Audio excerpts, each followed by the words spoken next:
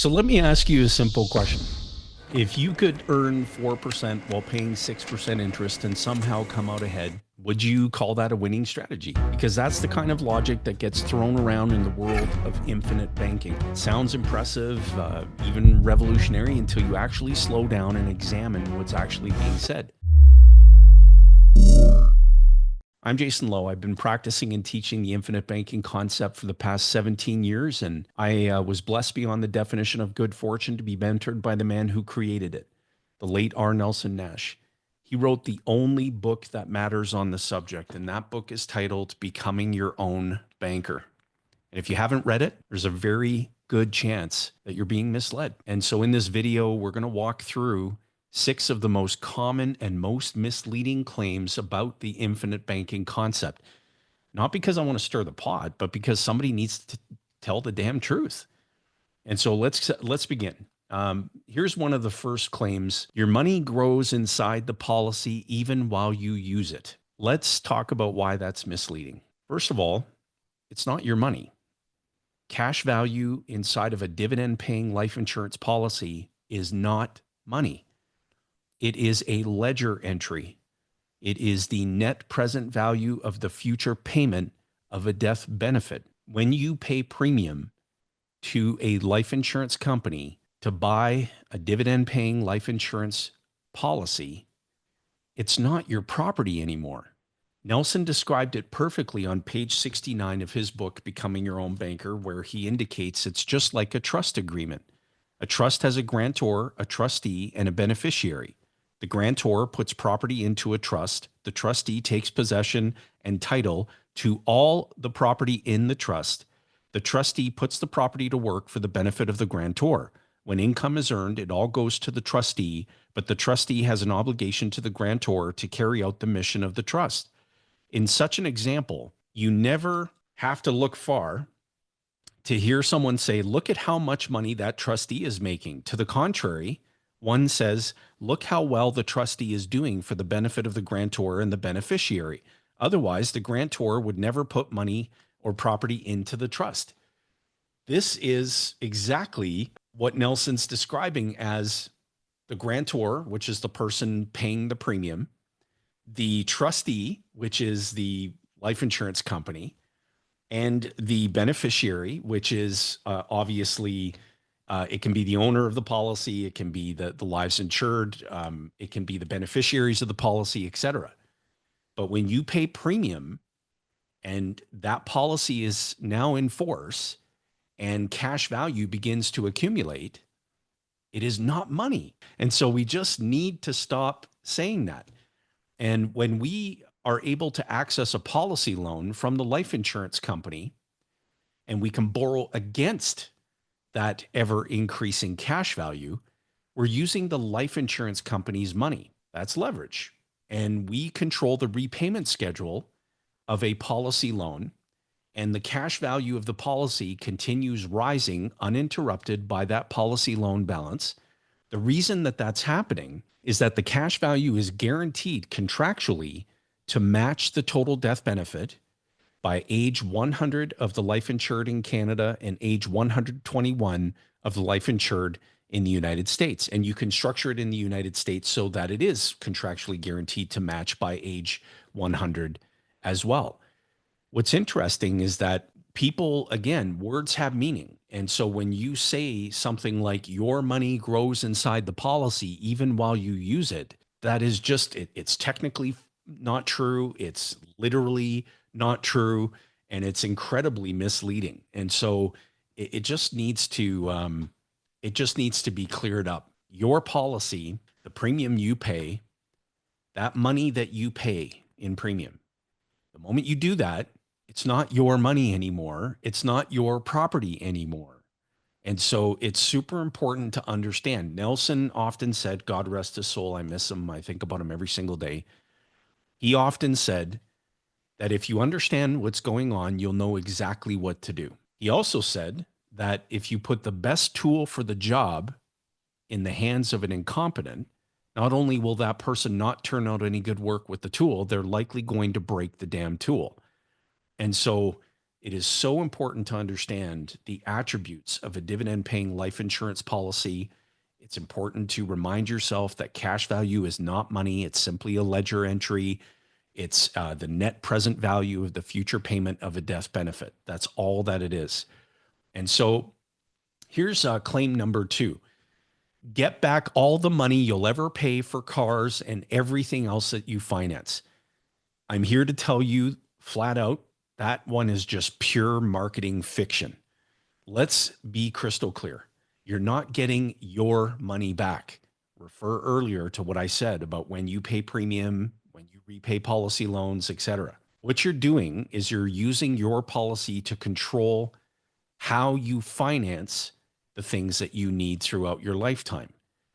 The infinite banking concept is not a cashback rewards program. When you borrow money from the life insurance company in the form of a policy loan, you're repaying principal and interest, and that money's flowing back to the life insurance company. The interest element is interest that you would have paid otherwise to someone else's bank, to another finance company, to the car dealership, the credit card company. The essence of the infinite banking concept is to recapture the interest that you would otherwise pay to those outside entities. Now, Nelson, again, he described it brilliantly in his book on page 56, pardon me, page 58, where he says, actually, this interest is not really interest. It is additional premium, capital that has been paid into the policy that equals the interest that was being paid to the finance company. That is the reason that it is adding to the cost basis of the policy. If you have trouble understanding this, go back to the grocery store on page 15. If you still don't understand, then contact me. That is where things get misunderstood.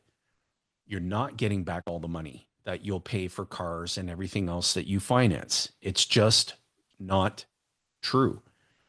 Utilizing policy loans to control how you finance the things that you need throughout the course of your lifetime, that's smart. That's strategic.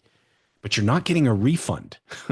It's not like you buy a car, finance it through your policy, and then the cash value fairies show up to reimburse you for your leather seats and your extended warranty. The cash value is going to continue rising uninterrupted, regardless of whether or not you access policy loans.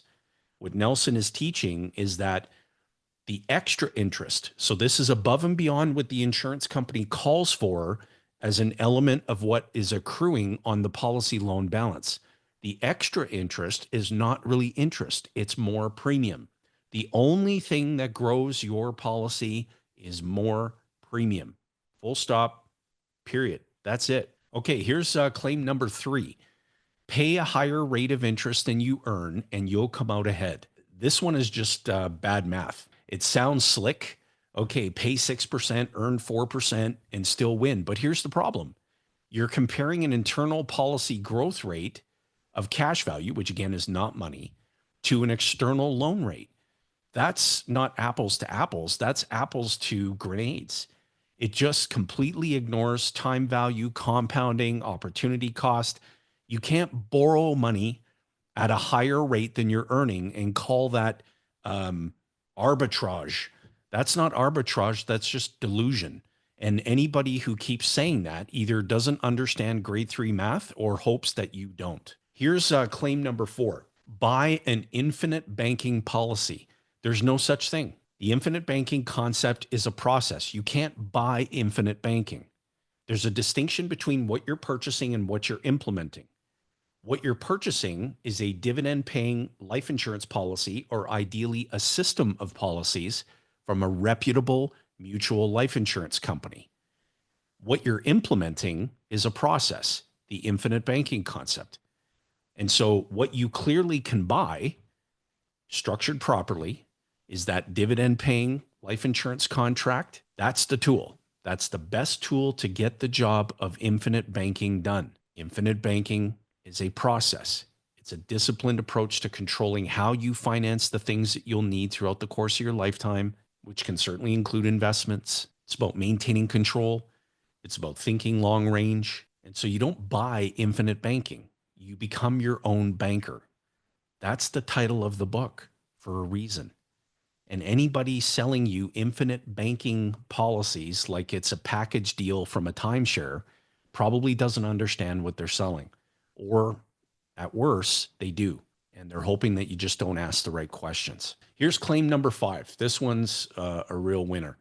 Have your dollar doing the job of 2. Nope. You have $1. And that dollar is either paying premium or repaying policy loans. And refer back to the beginning of the video. When you pay premium, that dollar is not your property anymore.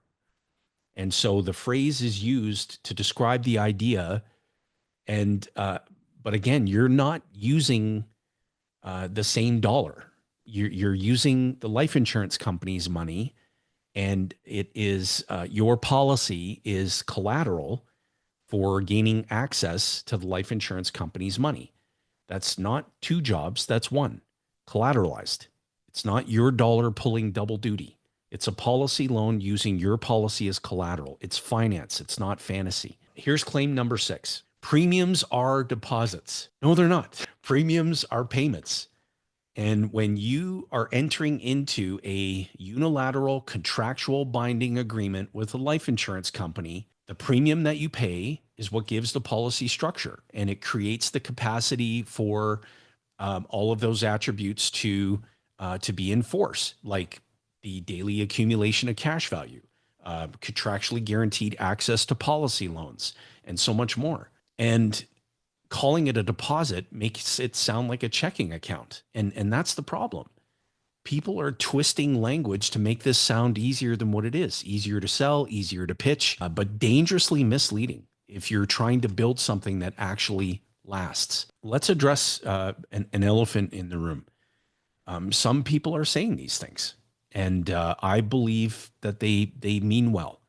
They've heard it repeated. They've seen it on stages, on TikTok videos, on slides, on YouTube videos.